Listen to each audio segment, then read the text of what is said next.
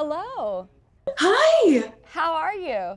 I'm good. I'm such a fan of yours. I'm fangirling right now. Okay, Hi. stop. Jennifer, we're going to get into me fangirling about you. So, Love it. I absolutely love you. oh, Hi. that's so nice to meet.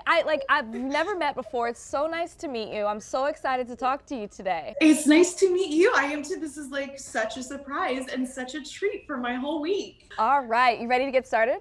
Yeah, sure. Okay, Jennifer, you've been in the business forever, right? But you don't look a day over 20. Seriously, like you look absolutely amazing. You recently did an interview where you talked about, some of, in light of the Britney Spears documentary, you talked about some of the things that you went through. Can you explain like what you meant about some of the treatment that you received from the press when it came to that? I really, now at 42, have started to look back at some of the things that I did as a kid in the business, or the things that I was asked to do. And I realized that a lot of sexuality was placed on me before I even knew what it was for myself. Right. And we were in a time of these magazines that you were put on the front of, and crop tops and, all those things. And at the time, I can say that at the time, I never felt weird. But looking back, I do think, why was I asked to do those things at that age? Yeah. And I just remember always thinking like, okay, so if I have a 40-minute interview, probably 25 minutes of it is going to be about my chest size, or who I'm dating, or, what bikini I was wearing wherever. And then the last few minutes, they'll actually ask me about the work that I just did for 4 months. Wow. And when I think back about that, I feel sad for that girl.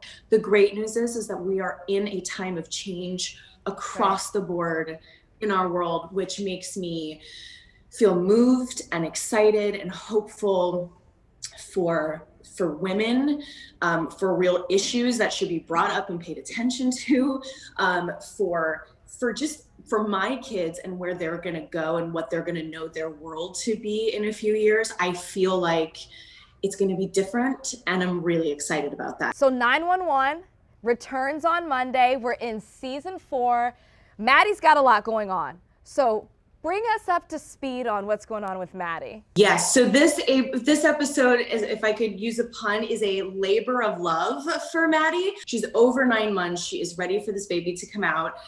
They're trying to figure out her name, and she's also still working at the 911 call center and trying to prove that she can be there up until the very last minute.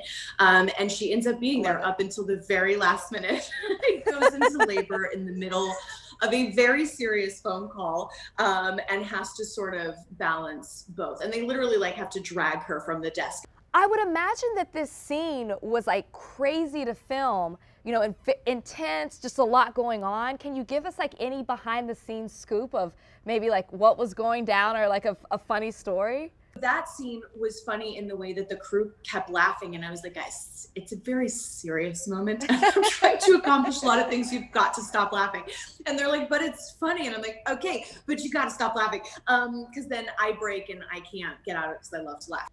Thank you for watching. If you want more extra, hit the subscribe button and the bell so you'll never miss a video.